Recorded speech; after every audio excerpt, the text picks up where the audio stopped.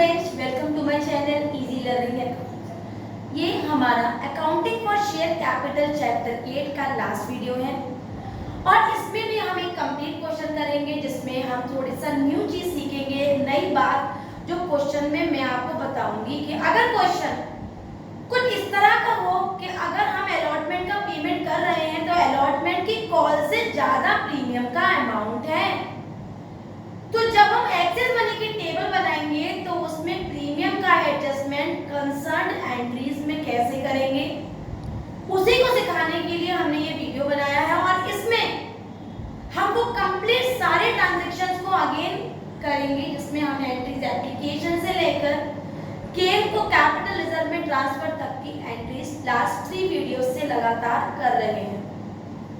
शुरू करते हैं। टीएस ग्रेवाल का क्वेश्चन मैंने बोर्ड पे लिखा हुआ है 2019 क्वेश्चन नंबर 93, जो कि इस चैप्टर का लास्ट क्वेश्चन है।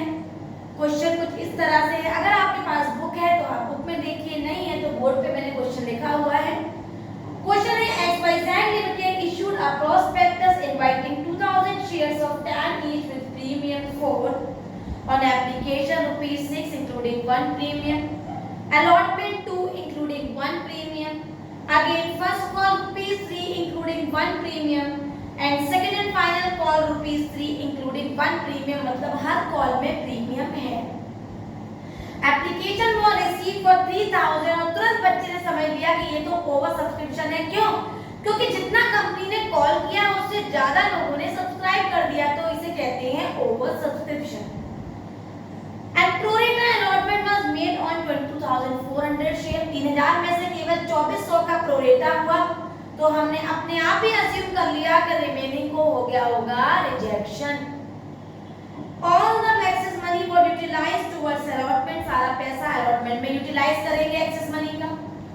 X to whom 40 shares were allotted failed to pay the allotment and also not paid the first call, and Y to whom 72 shares were applied failed to pay the 2 calls, both the shares were forfeited, दोनों shares को हमने forfeit कर दिया बेटा, और जो forfeit shares थे उनको ₹80 में हमने Z को रीइश्यू कर दिया and ₹9 fully paid, और रीइश्यू में Y का पूरा शेयर इंक्लूडेड है। अब इस क्वेश्चन को हम बोर्ड पे करेंगे, ध्यान से देखिएगा क्वेश्चन किस तरह से सॉल्व करना है। मैंने टेबल बना रखा है बेटा, ये हमारा ओवर सब्सक्रिप्शन का एक्सेस मनी को एडजस्ट करने का टेबल होता है। पहले कॉलम में हमने बताया कि 2 कैटेगरी है, क्योंकि 2400 का प्रोरेटा हुआ है और रिमेनिंग रिजेक्ट हो गए, तो 2400 और 300 लिखा है 3000, और शेयर्स हमने बुलाए कितने थे 2000। मल्टीप्लाई किससे करेंगे बेटा? एप्लीकेशन की मनी से, और एप्लीकेशन कितने का है 6 रुपए का, तो 6 से मल्टीप्लाई करेंगे 2400 को, 24 का 4 का क्या है 2 12 13 14 14400, 2000 को 6 से मल्टीप्लाई करेंगे तो बेटा वैल्यू आ जाएगी हमारी 12000, 14400 को 12000 से माइनस करेंगे तो वैल्यू आ जाएगी हमारी 14400 को हमने 12000 से मल्टीप्लाई किया तो हमारी वैल्यू आ गई 2400, और हमने देखा कि 2400 की यहाँ पर जगह है, तो मालूम पड़ा बिल्कुल जगह है, क्योंकि हमारी 2 रुपए की अलॉटमेंट है, तो 4000 तक की यहाँ पर स्पेस है। आगे बढ़ते हैं। हमारी अलॉटमेंट रिजेक्शन में दिखा रखा है बेटा 600 को 6 से करेंगे तो वैल्यू हो जाएगी हमारी 3600, और नील है तो ये सीधी वैल्यू चली जाएगी हमारी 3600 चली जाएगी बैंक में। क्लियर है? इनको ऐड कर लेते हैं बेटा, 0 0 0 क्या लिया है 1, और ये हो गया हमारा 18000, ये हो गया 12400, और हो गया हमारा 3600। क्लियर है बेटा यहाँ तक की बात? X to whom 40 shares were allotted, मैंने X के यहाँ पर allotted में 40 लिखा, और Y to whom 72 shares were applied, Y को मैंने applied में उसकी अमाउंट लिखी। इसकी कंसर्न अमाउंट निकाल लेते हैं, पहले X की निकालेंगे, हमें applied निकालना है, तो applied की वैल्यू को ऊपर लिखेंगे, allotted की वैल्यू को डाउन लिखेंगे, और into number of shares allotted, 40 से 40 ये गया हमारा 50, 50 को इससे किया, और हमारी वैल्यू आ गई 5 4 25 8 40, तो हमारी वैल्यू आ गई बेटा कितनी 48। इस तरह से z का भी वैल्यू अप्लाइड गिवन है, अलॉटेड है तो अलॉटेड की वैल्यू को हमने ऊपर लिया, टोटल शेयर अप्लाइड को डाउन लिया, नंबर ऑफ शेयर्स अप्लाइड ले लिया, 2 0 से 2 0 गया, 12 दूनी 24 और 12 छिके 72। इसको फिर सिंप्लीफाई किया और बेटा हमारी वैल्यू आ गई 60। हमने अलॉटेड में y के में लिख दिया 60। इसको भी इसी तरीके से फिल करेंगे जैसे हमने ऊपर फिल किया था। 48 into 6 24 21 28 to 88 आ गया बेटा। 40 into 6 करेंगे तो 240 और 48 की आ गई बैलेंसिंग। 72 into 6 432 और 60 into 6 360 और 432 में से 360 को माइनस करेंगे तो हमारी वैल्यू आ जाएगी 72। यहाँ तक की टेबल की बात मुझे लगता है आपको समझ में आ गई होगी।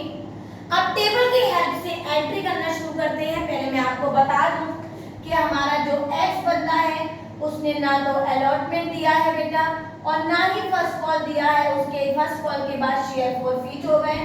जो हमारा वाई है उसने ना फर्स्ट कॉल दिया है ना सेकंड एंड फाइनल कॉल दिया है और उसके शेयर भी फॉरफीट हो गए। एंट्री करना शुरू करते हैं। पहली एंट्री होगी एप्लीकेशन की, bank account debit to share application account. Narration लिखेंगे बीइंग एप्लीकेशन मनी रिसीव और हमेशा एप्लीकेशन मनी रिसीव की वैल्यू उठाते हैं और डायरेक्टली हम लिख देते हैं। Next entry share application account debit to share capital account to share allotment account to bank account. और क्योंकि हमारे शेयर कैपिटल का भाई सिक्योरिटी प्रीमियम भी है क्वेश्चन में तो उसे भी ले लेंगे। अब इसको फिल करेंगे being excess money adjusted, being excess application money adjusted. इसको कैसे एडजस्ट करेंगे देखिएगा। एप्लीकेशन में लिखेंगे 18,000, अलॉट में लिखेंगे 2400, बैंक में लिखेंगे 3600 और जो हमारा शेयर एप्लीकेशन में 12,000 आया है उसमें से सिक्योरिटी की वैल्यू निकालेंगे। देखो कैसे निकालेंगे बेटा, 2000 एट द रेट ऑफ 5 तो कितना आ गया बेटा 2000 एट द रेट ऑफ 5 क्या आ गया 10,000 तो 10,000 चला जाएगा शेयर कैपिटल में क्योंकि इसमें हमेशा फेस वैल्यू आती है वो है 2000 और एट द रेट ऑफ 5 क्योंकि 1 रुपए का सिक्योरिटी प्रीमियम है और 2000 का सिक्योरिटी प्रीमियम लिखेंगे और हमारी फर्स्ट 2 एंट्रीज कंप्लीट हो गई। नेक्स्ट एंट्री में अलॉटमेंट की एंट्री करेंगे। पहली ड्यू की होती है share allotment account debit to share capital account to security premium reserve account. Narration आप खुद लिख लीजिएगा बीइंग अलॉटमेंट मनी ड्यू, पहले ड्यू फिर पेमेंट।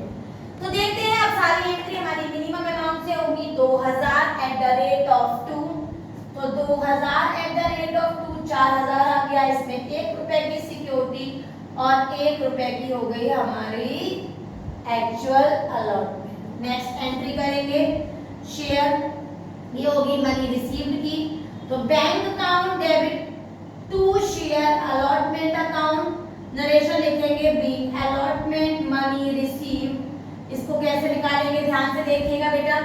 मुझे पेमेंट कितना देना है बेटा, पेमेंट पूरा देना है मुझे 4000 रुपए में पेमेंट देना है पूरा 4000 में अलॉटमेंट में मुझे पहले से 2400 मिल गया था।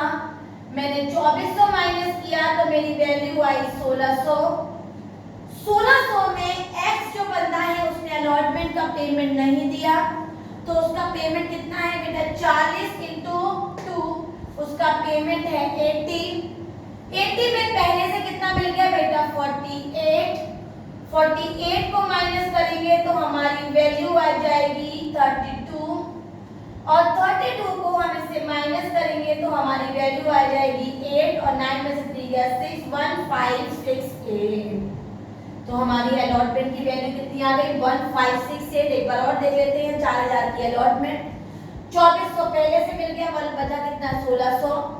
1600 में हमारे एक्स का पेमेंट नहीं आया था 40 into 2 80 और 80 में 48 आ चुका था तो कितना नहीं आया था 32। 32 को माइनस किया तो वैल्यू आई 1568। क्वेश्चन कह रहा है कि इसी x का जब फर्स्ट कॉल का पेमेंट नहीं आया तो शेयर्स हो गए थे फॉरफीट। तो अगली एंट्री हम किसकी करेंगे बेटा? अगली एंट्री करेंगे हम किसकी? Share first and final, first call की, क्योंकि सेकंड एंड फाइनल है। तो एंट्री करते हैं share first call account debit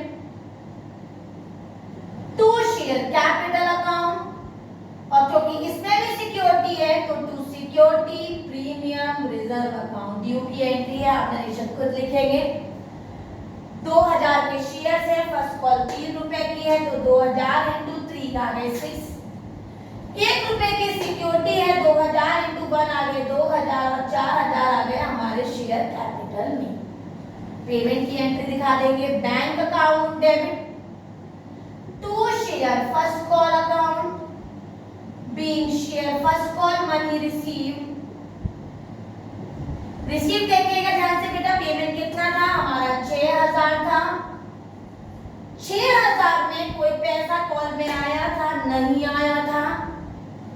2 लोगों का पेमेंट फर्स्ट कॉल का नहीं आया, एक तो x का नहीं आया और एक y का भी नहीं आया। एक एक करके इनकी वैल्यू दिखाती हूँ। शेयर x का कितना होगा बेटा? 40 इंटू 3, तो 40 एट द रेट ऑफ 3 हो गए बेटा 120, और y का भी पेमेंट नहीं आया तो 60 एट द रेट ऑफ 3, ये हो गए 180। तो टोटल पेमेंट कितने का नहीं आया बेटा? 300 का। तो पेमेंट कुल कितना आया? 5700। याद रखिएगा x का भी पेमेंट नहीं आया है और y का भी फर्स्ट कॉल का पेमेंट नहीं आया है। आगे बढ़ते हैं। उन्होंने बोला कि share is forfeited after the first call. First call के बाद तुरंत शेयर forfeit कर दिए। सबसे मेन एंट्री है ये, इस पे बहुत अच्छे से ध्यान देना। Share capital account debit security premium reserve account debit to share forfeited account to share allotment account और to share first call account. यहाँ हम x की बात कर रहे हैं, नरेशन होगा being share of x forfeited। Clear है बेटा? अब शेयर कितने थे? 40, और अब तक कॉलें कितनी हो चुकी थी चेक कर लेते हैं। एक्चुअल कॉल अगर फर्स्ट कॉल की देखूं तो 2 रुपए की हुई थी, ये 3 रुपए की हुई थी, 3 और 5, 5 6 7 8, सारी कॉलें 8 रुपए की हो चुकी थी। तो बेटा 4 8 जा 32, 320 आ गया हमारा शेयर कैपिटल में, क्योंकि शेयर को हम कितनी कॉलें हुई उससे मल्टीप्लाई कर देते हैं। सिक्योरिटी किसकी नहीं आई बेटा? एक अलॉटमेंट की नहीं आई और एक फर्स्ट कॉल की नहीं आई। अलॉटमेंट की नहीं आई और फर्स्ट कॉल की नहीं आई, तो किस तरह से इसको दिखाएंगे जरा ध्यान से देखिएगा। 2 रुपए का पेमेंट नहीं आया तो 40 into 2, आप बोलोगे मैम यहाँ तो 80 आएगा, लेकिन यहाँ 80 नहीं आएगा। देखिए कैसे, समझिए। अगर मैं कहूँ कि हमारी अलॉटमेंट एक्चुअल में 40 की है तो 40 बन गया 40 और रिमेनिंग कितनी है? 8 रुपए। तो इसमें 8 रुपए तो वो है बेटा जो सिक्योरिटी का पहले से आ गया, और 40 रुपीज एक्चुअल अलॉटमेंट का जो पहले से आ गया। तो सिक्योरिटी में तो हम यहाँ वो अमाउंट दिख रहे हैं ना जो नहीं आया। इसमें 8 रुपए का पेमेंट पहले ही आ गया, तो बेटा 80 में से 8 को माइनस करेंगे तो हमारा सिक्योरिटी प्रीमियम में आएगा 72, क्योंकि 8 रुपए इसकी पहले ही हमारी एक्सेस मनी में आ चुकी थी। यहाँ डाउन से फिल करना शुरू कर दिए बेटा। 40 at the rate of first call कितने का है? 3 का, तो वैल्यू आ जाएगी 120। अब फिर ध्यान से देखिएगा, 40 at the rate of allotment कितने का है बेटा? 2 का, तो आना चाहिए यहाँ पर पूरा 80, लेकिन 80 में तो सिक्योरिटी प्रीमियम और अलॉटमेंट दोनों की रकम इंक्लूडेड है। तो 48 को माइनस करेंगे तो हमारी वैल्यू आ जाएगी, कितनी आ जाएगी बेटा? 32।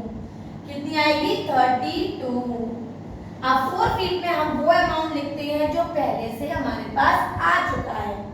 तो हमारे पास कितना पेमेंट आ चुका है बेटा? एप्लीकेशन का वो कितने की है? 5 की, तो 200 रुपए का पेमेंट आ गया। लेकिन जब हमने अकेली सिक्योरिटी का पेमेंट ऊपर माइनस कर दिया तो अकेले अलॉटमेंट का पेमेंट हम शेयर forfeited में जाकर ऐड कर देंगे, तो forfeited अमाउंट पहले से कितना आ गया? 40, तो वैल्यू लिखेंगे 240। एक बार और समझिए, सिक्योरिटी का पेमेंट जो नहीं आ चुका था वो हमने माइनस किया। अलॉटमेंट का पेमेंट पूरा फॉरफिट सिक्योरिटी दोनों मिलाकर, अलॉटमेंट और सिक्योरिटी दोनों मिलाकर माइनस किया, और शेयर फॉरफिट में केवल वही पैसा ऐड किया जो अलॉटमेंट का हमारे पास पहले से आ गया था। इस तरीके से हमने एंट्री की और फॉरफिट की अमाउंट आई हमारी 240, जो कि बाद में हमारे काम आएगी। आगे बढ़ते हैं। उन्होंने बोला तुरंत ही उसके बाद हमारी सेकंड एंड फाइनल कॉल की एंट्री हो गई, तो हम सेकंड एंड फाइनल कॉल की एंट्री कर देते हैं। Share second and final call account debit, call account debit to share capital account to security premium reserve account. अब हमारे पास शेयर्स कितने हैं, ड्यू की एंट्री है, आप खुद लिख लेना। तो बेटा 2000 शेयर में जब हमारे 40 के शेयर फॉरफिट हो गए तो हमारे पास कितने बचे, केवल 1960। 1960 को हम 3 से मल्टीप्लाई करेंगे, 0 18 का 8 कैरी आएगा, 27 28 का 8 कैरी आएगा, 2 3 3 4 5 कितनी आ जाएगी बेटा, 588 0 8 कैरी आएगा, 1 28 8 कैरी 2 588 डबल सिंगल 0। क्लियर। अब हमारी सिक्योरिटी कितने की है, 1 रुपए की, तो 1960 को हम 1 से करेंगे और फिर 2 से कर देंगे तो हमारी वैल्यू आ जाएगी 12 का 2 कैरी आएगा, 80 19 का 9 कैरी आएगा, 3 और 1960 से चेक करते हैं क्या ये 588 ही आ रहा है, बिल्कुल सही। तो 3920 आ गया हमारा शेयर कैपिटल में। मनी रिसीव्ड की एंट्री दिखा देते हैं। Bank account debit to share final call, payment कितना आना था बेटा 5880। पेमेंट किसका नहीं आया, यहाँ पर केवल y का पेमेंट नहीं आया, तो 60 at the rate of 3 equal to 180 minus करेंगे तो पेमेंट कितना आ गया बेटा 5700। यहाँ तक की एंट्री इजी थी। उन्होंने बोला तुरंत y के शेयर भी फॉरफिट कर दिए, तो हमने फॉरफिट करेंगे share capital account debit, security premium भी है बेटा, security premium reserve account debit to share forfeited, और पेमेंट y का ना तो फर्स्ट कॉल का आया और ना ही शेयर फाइनल कॉल का उसका आया। सारी कॉल हो चुकी थी, तो 60 at the rate of 10 value आ गई 600।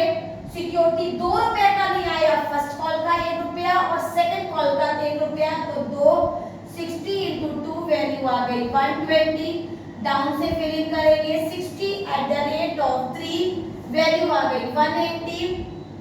सेकंड कॉल में भी इस तरह करेंगे, कितना फर्स्ट कॉल में 3, तो ये आ गई 180, क्योंकि दोनों ही 3 रुपए की थी। और पेमेंट आ कितना चुका है बेटा 5 और 1 6, तो 6 रुपए का पेमेंट आ चुका था, मतलब 3600। ऐड कर लेते हैं 6 7 8 9 10 11 12 10 और 2 12 debit side is equal to the credit side, the value is 360। कितनी वैल्यू आई बेटा y की 360। इस तरह से वो कह रहे हैं कि इस x और y दोनों के शेयर्स को उन्होंने क्या कर दिया, री इश्यू कर दिया। किसको, z को। तो री इश्यू की एंट्री लिख लेते हैं। बैंक अकाउंट डेबिट, एक लाइन हमेशा छोड़ेंगे, टू शेयर कैपिटल अकाउंट, फिर एक लाइन छोड़ेंगे और लिखेंगे बीइंग शेयर फॉरफिटेड री इश्यू। क्लियर है।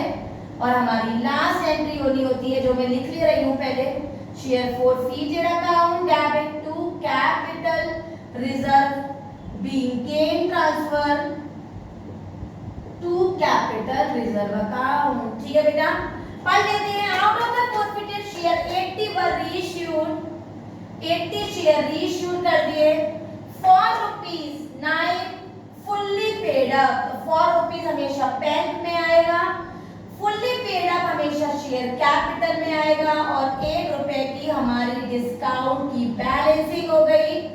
तो 8 9 जा 720 आ गए, 80 बन जा 80 आ गया, और ये हो गया हमारा 800। कैपिटल रिजर्व में अमाउंट कैसे निकालेंगे उसके लिए लाइन स्पेशल दी हुई है। The whole of y shares is included. ध्यान से देखिएगा बेटा, हमारा x था y था, x के शेयर्स थे 40 बेटा, y के शेयर्स थे 60, दोनों ऐड करें तो बचे 100। लेकिन इस 100 में केवल 80 शेयर रीइश्यू कर दिए और y के पूरे शेयर ले लिए। तो y के अगर मैंने पूरे लिए होंगे तो x के कितने लिए होंगे, केवल 20 लिए किए होंगे क्योंकि मुझे वो 80 के बराबर करना है। तो y में तो सिंपल फॉर्मूला लगेगा, उसका पूरा 4 फीट उठाएंगे तो y का पूरा 4 फीट था 360।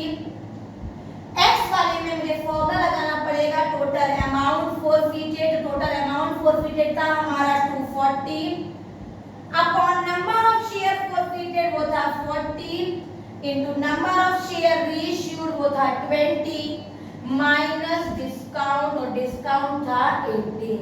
सिंप्लीफाई किया बेटा 2 ये आ गया 120, 360 और 120 हो गया हमारा 480।